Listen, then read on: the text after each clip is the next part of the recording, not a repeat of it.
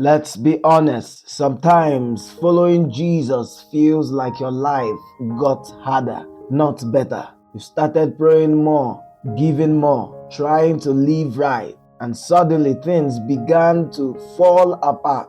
Bills pile up, people misunderstand you, even your old friends start acting strange. You thought peace would follow your decision, but what came instead was pressure. You wake up asking, God, why does it feel like everything is fighting me? It's like before you got serious about your faith, things were smoother. But the moment you said, Lord, I am ready to live for you, attacks started from every corner. You feel like you're being punished for doing right. But here's the truth, you're not being punished, you're being prepared. The storm you are facing is not a sign that God left you. It's proof that your life has shifted to a new spiritual level. The enemy doesn't waste energy on people who pose no threat. You became a target because your destiny started shining. And that's why this message is important. Because if you understand why life feels harder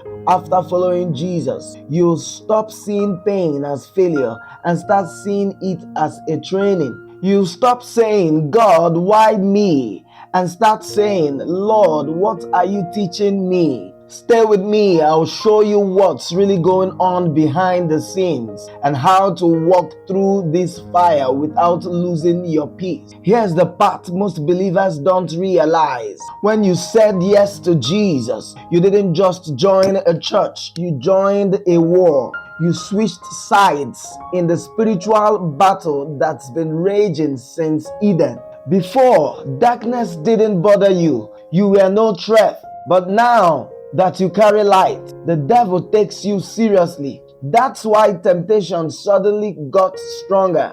That's why your spiritual life feels attacked. When you start praying at midnight, suddenly sleep becomes heavier. When you decide to stop fornicating, every form of temptation shows up. It's not coincidence, it's conflict. Jesus already warned us in John chapter 15 verse 19, because you're not of the world hates you. So when everything seems to fight your faith, it's not strange. It's spiritual proof that you've changed kingdoms. Some people think, maybe I am cursed. No, you are not. You're growing. God is allowing resistance to train your spirit. Just like the gym, no resistance, no strength. The trials that make you cry today are the same experiences that will make you wise tomorrow. So stop asking, why is this happening to me? Ask instead, what is this teaching me about endurance, about trust, about prayer? Because following Jesus isn't a walk through flowers, it's a climb up a mountain. And yes, it's steep, but the view from the top will be worth it. Every time life gets harder after you choose Jesus, God is building something inside you that comfort could never create. Pressure is his classroom, struggle is his training ground. Think about it. Joseph had dreams of greatness, yet he was thrown into a pit, then sold into slavery, then thrown into prison. David was anointed king, but had to run from Saul for years. Even Jesus faced the cross before the crown. If these men went through pressure, why do we think our path will be easier? God uses difficult seasons to stretch your faith. When you pray and nothing happens, He's teaching you patience. When doors stays closed, He's teaching you discernment. When people betray you, He's teaching you forgiveness. None of these lessons can be learned through ease. They are only taught through heat. So the next time you feel like giving up, remind yourself, this pain has purpose. You're not breaking down, you're being built up. A seed has to be buried before it grows.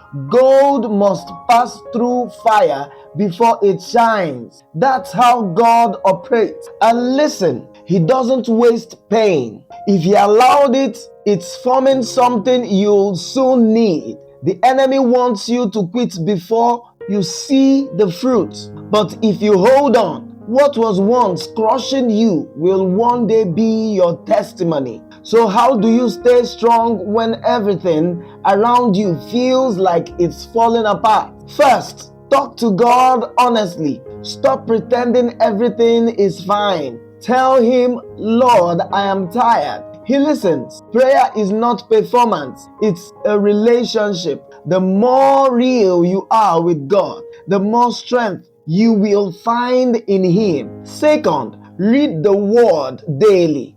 Even one chapter a day changes your atmosphere. You may not feel anything immediately, but the Word quietly builds inner strength like food builds the body. Third, surround yourself with believers who remind you of God's faithfulness. Don't isolate yourself. The enemy loves lonely Christians. Find people who will pray with you, not just gossip with you. Fourth, write down small victories. Every time God provides, heals, or gives peace, document it. When the next storm comes, read that list. It reminds you that you've survived worse. Romans chapter 8 verse 28 says, all things work together for good to them that love God. Not some things, all things.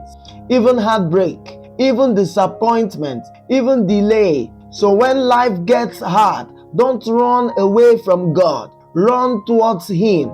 You're stronger than you think, and He's closer than you feel. Let me leave you with this. You're not the only one going through this. Every strong believer you admire, your pastor, your mentor, your favorite gospel singer has cried in secret before. They've asked God the same questions you're asking now. But what kept them was endurance. The truth is, pain doesn't last forever, but the character it produces lasts for life. God is using this season to make your faith unshakable. One day, you'll look back and thank Him for not answering some prayers too early. So don't stop following Jesus because it's hard. That's often the proof that you're walking the right road. Light always attracts resistance. The darker the night, the brighter the believer.